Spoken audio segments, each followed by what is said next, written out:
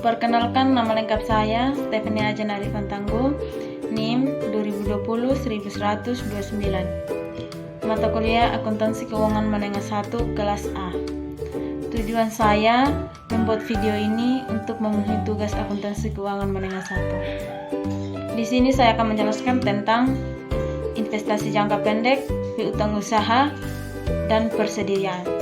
Yang pertama, saya akan menjelaskan tentang investasi jangka pendek. Investasi jangka pendek adalah jenis investasi yang berlangsung kurang dari 1 tahun.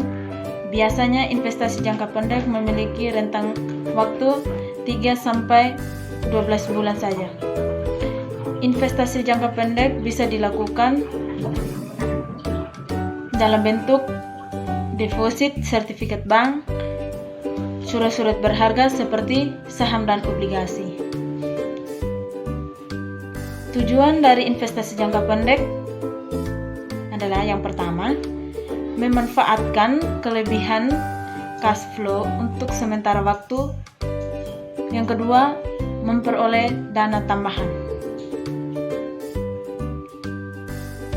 Jenis-jenis investasi yang tidak termasuk dalam kelompok investasi jangka pendek adalah yang pertama, surat berharga yang dibeli pemerintah dalam mengendali suatu badan usaha. Yang kedua, surat berharga yang dibeli pemerintah dengan tujuan menjaga hubungan kelembagaan yang baik dengan pihak lain. Yang ketiga, surat berharga tidak dimaksudkan untuk dicairkan dalam memenuhi kebutuhan kas jangka pendek. Bentuk-bentuk investasi jangka pendek yaitu yang pertama, investasi jangka pendek dalam saham. Yang kedua, investasi jangka pendek dalam obligasi. Selanjutnya, tentang piutang usaha. Piutang usaha adalah jumlah pembelian kredit dari pelanggan yang muncul sebagai akibat dari penjualan barang atau jasa. Ciri-ciri piutang yaitu yang pertama, adanya nilai jatuh tempo, di mana nilai jatuh tempo yaitu istilah yang menjelaskan penjumlahan dari nilai transaksi utama lalu ditambah dengan nilai bunga yang dibebankan untuk dibayarkan pada tanggal jatuh tempo. Yang kedua, adanya tanggal jatuh tempo.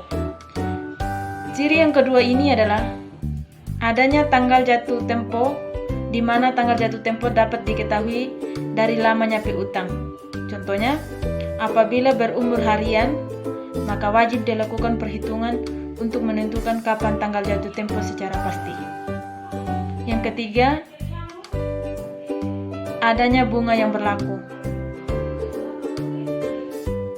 Bunga dalam hal ini dibayarkan sebagai bentuk konsekuensi pembeli yang waktu pembayaran tertentu sebagai keuntungan sebagai penjual karena sudah bersabar dalam pelunasan secara kredit. Jenis-jenis piutang usaha. Yang pertama, piutang usaha, di mana piutang usaha ini timbul sebagai akibat dari penjualan secara kredit. Yang kedua, wesel tagih, di mana wesel tagih ini biasanya memiliki waktu tagih antara 60-90 hari. Selanjutnya tentang persediaan.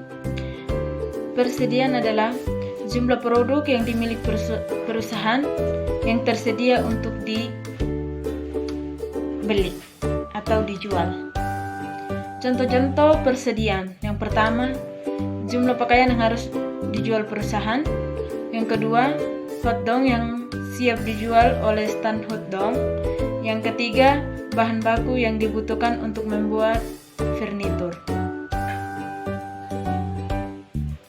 Beberapa jenis persediaan. Yang pertama, persediaan bahan baku. Yang kedua, persediaan barang dalam proses. Yang ketiga, persediaan barang jadi.